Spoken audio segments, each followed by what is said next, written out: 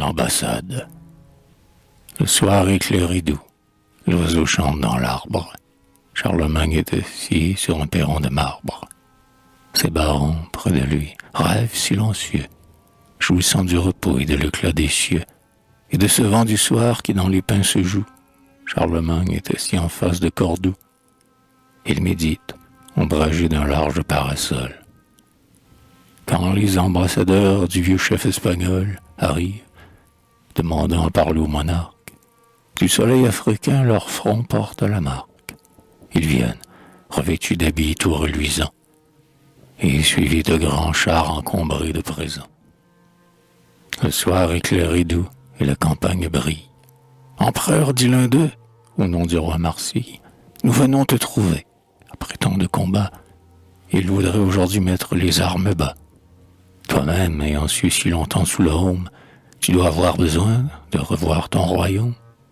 Tes chevaliers sont las, tes chevaux fatigués, tristes, ils ont passé tant de maux, tant de guets, qu'ils ont au cœur le mal de l'absente patrie. On expie à la fin trop des chevaleries. Si tu conclus la paix et qu'on sent partir, écoute, aucun de nous n'est homme à te mentir. Marseille, au bout d'un mois, dans ton palais de France, ira te retrouver. Il t'en donne assurance.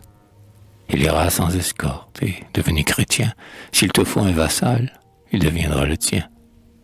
Accepte, en attendant, les présents qu'il t'envoie, ses tuniques de pourpre et ses tapis de soie, des ours, des livriers en laisse et des chameaux.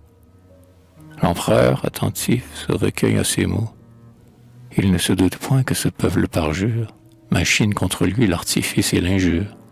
Or, pendant qu'il médite et ne se résout pas, un des ambassadeurs à Roland dit tout bas: si tu veux nous servir auprès du roi, ton maître, tu recevras un don qui te plaira peut-être. 20 chameaux chargés d'or, des faucons, des autours, des chiens que le valet mène en laisse, des ours.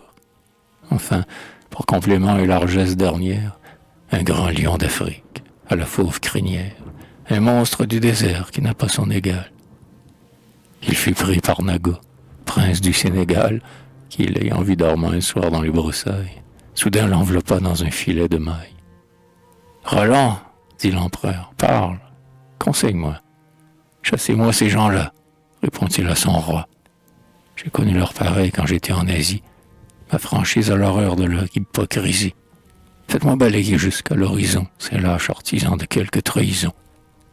Après quoi, s'adressant d'un geste de menace à celui qui tantôt lui parlait à voix basse: mon ami, lui dit-il, abrégeons les discours.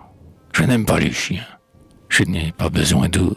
Je n'ai pas besoin d'or que la trahison sème, ni besoin de lion, car j'en suis un moi-même.